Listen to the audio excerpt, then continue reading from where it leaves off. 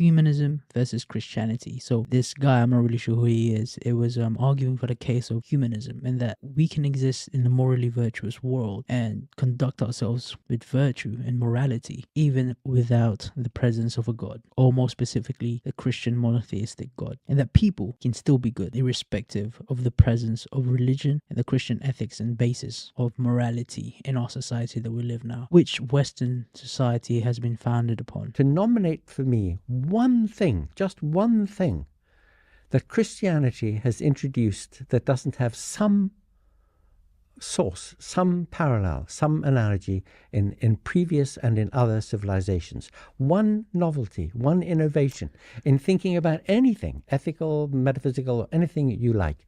And I must say, I've racked my brains over this often enough, and I cannot think of one. I would love to hear. Okay, so the challenge here and the question is that name one thing that Christianity gives to the world that is unique from any other religion, from any other forms of philosophies or ethical guidelines, whether that be in other polytheistic religions or philosophies of different cultures. I would say one of the most pivotal and the greatest case for this, in my opinion, is that for the history of mankind, the world has sacrificed themselves for their God. There was only one God who sacrificed themselves for the world, and that is Yeshua Mashiach, or Jesus Christ. It's really one of the most profound consciousness that you can possibly think and imagine, that there is this omnipotent being that operates at such a magnanimous degree that sacrifices themselves for the freedom and the emancipation of their followers, their children.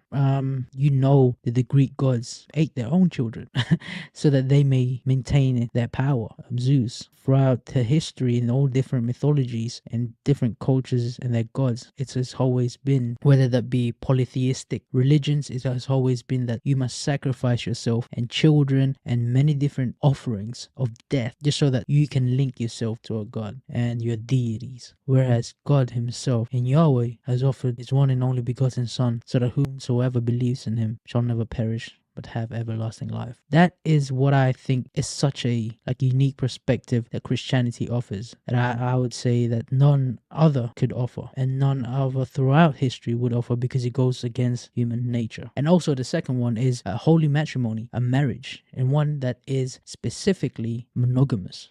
I mean, it goes against the very nature of humanity. We are polygamous by nature. We want more, especially the man.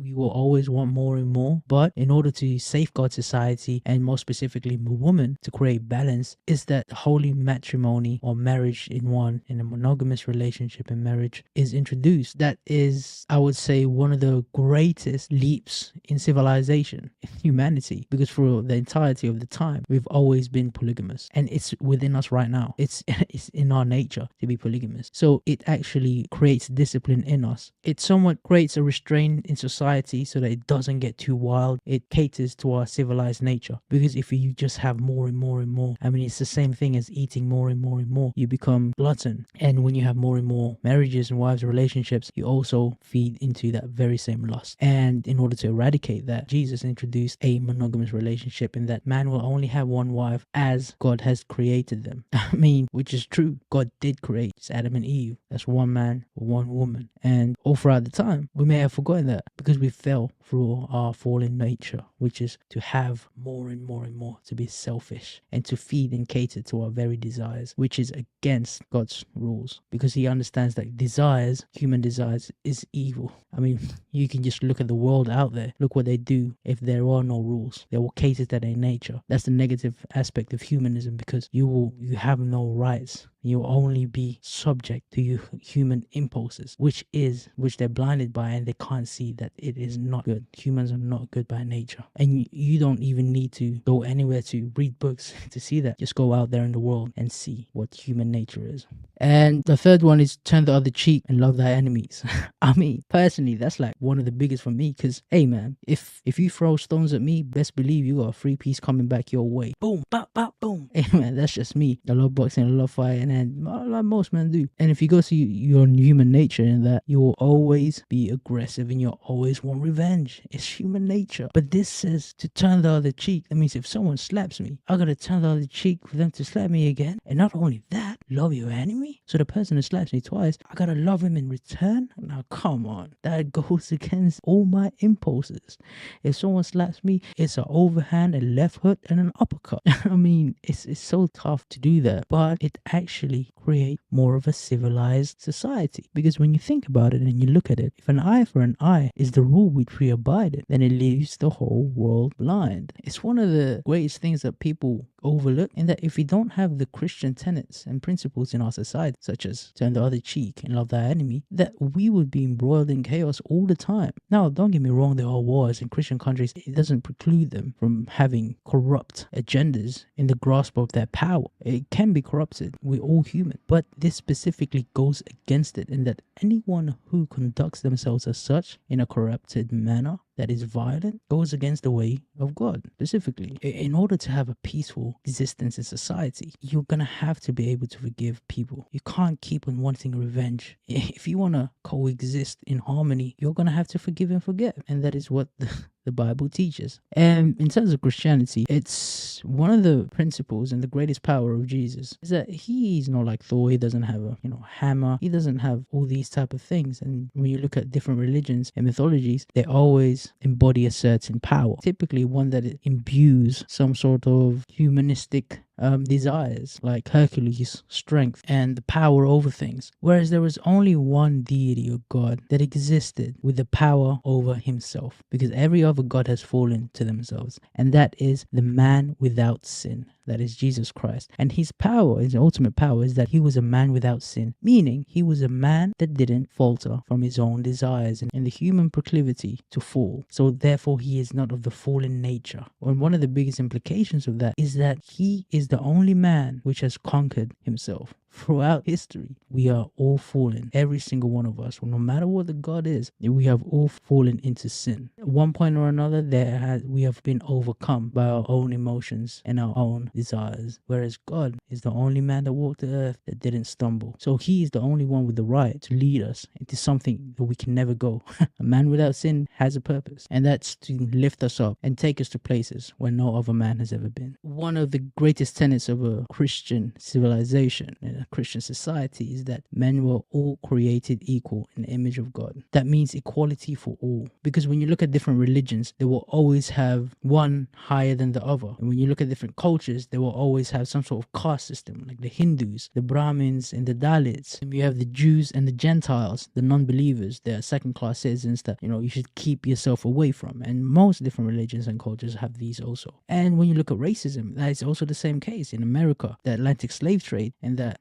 one reigned over a certain part and diminished and devalued the human life of another. Whereas in Christianity, all should be equal, whether that you're tall, you're small, you're beautiful, you're ugly, you're rich, you're poor. It is all equal, because you are not judged by the money in your pocket or the wealth in your bank or the knowledge in your mind or the titles in your name. You are judged only by your heart. That is your character. Just as MLK said, we dream of a world to judge each other by character and not by the color of their skin. And that is the ultimate goal and principles of Christianity, which we can never really achieve without all of us being equal. And all the different other religions, innately, they have a structure. Different cultures, there are certain races that reigns above others, and the things we measure them by is the humanist aspects, such as money, power, titles, knowledge, prowess, physically or otherwise. And these are how we rank our society by.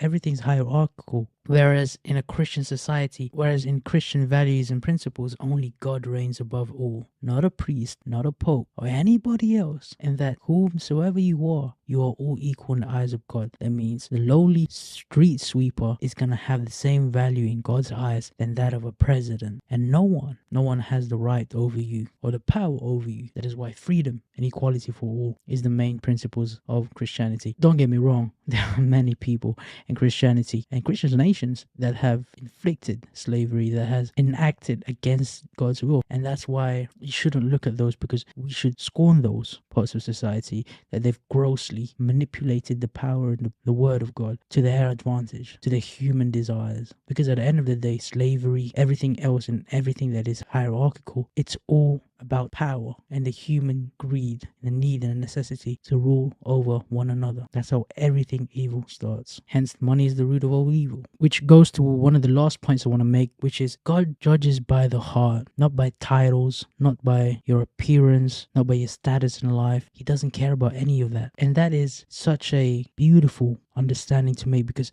in this life you'll always be judged by the money you have, your job, your profession. What are you in society? What do you rank as? And that's just the human nature. But whereas God, he looks at you, and even at your lowest time, he loves you just as much as he would at your highest time. Whereas the world only loves you at your highest. When you're broke, when you're poor, when you have nothing, the world discards you. You're an outcast. Like, no one wants you. Whereas God wants you all throughout that time. Because most cultures in the world are there for their God. There's only one God that is there for their people. Which leads to the last point I want to make. And that is, heaven is not yours. Christianity, it's a pathway, not religion. And it's not a work-based pathway, meaning you can't get entrance to heaven just by your deeds alone. It is by sheer grace and your faith and love which gets you there. And when you look at all the different religions and cultures, everything is work-based. That means you can commit all the greatest sins, but as long as you abide by certain rules and do these work, you can get into that heaven. Valhalla, for instance, the Nordic mythology, and that you can get to that heaven, which is Valhalla, as long as you fight well and sacrifice your life for their god, which is Odin. As long as you make a sacrifice, then you shall get to that destined promised land. But God is the only one that says, no, you can't get here by your work. You can't arrive here just because you bought the ticket, you got the suit, and no, you don't have a seat here. You can only come here through my authority that gives him power over death, because only his authority can grant you everlasting life. Meaning we can't come there like thinking, hey man, I donate this much to charity, I done preach all these words, I done help all these people, hey, I gotta get in, right? And no, you're here by your humbleness. You can only come through these gates of heaven, if you completely submit yourself to the will of God and you are completely selfless, meaning everything you have left behind and in the world. There is nothing that is the world that will come through those gates of heaven. No sin can enter, meaning whatever it is that is worldly of you must go. And if you still have that towards the end of your life, then you know you are not properly equipped to enter the gates of heaven. That's why this is the only religion. In order to get to heaven, it's not by works, it's by becoming. You have to become something more than yourself, and you can only achieve that if you are born again, beyond the limits of your worldly bodily proclivities. So all in all, this is my rebuttal, or just really to elaborate that individual, because he is a bastion of humanism, and that we don't really need Christianity or religion for that matter in order to create a great society. But I must say that there is only one thing that humanism stumbles upon. Don't think that this is a new idea, because humanism has existed all throughout humanity. It's called human nature, and we have seen civilizations follow that nature. We have seen where that has led. And also, one of the greatest tragedies of humanism is that virtue falls in its place when you dehumanize others. And it's very simple. There are no principles or law in human nature that says we are all equal, because when you look at different cultures, when you look at different nations, there are some that are greater than others. How would you prevent people's human nature from acting in their ways and conquering and having more than what they believe belongs to them? And that's what we have seen with many different regimes, just like the Third Reich. Hopefully this video somewhat enlightens you, and if you'd like to hear more about this and talk more about this, I'd love to hear your opinions, whether they're before, against. Like, I'd love to hear all of them, and we can together grow as a person and become more enlightened in these topics, especially these great philosophical ideas that we really need to view as a whole. I'd love to hear your thoughts, and let's discuss them below. Thank you for watching another episode of The Third Eye. This is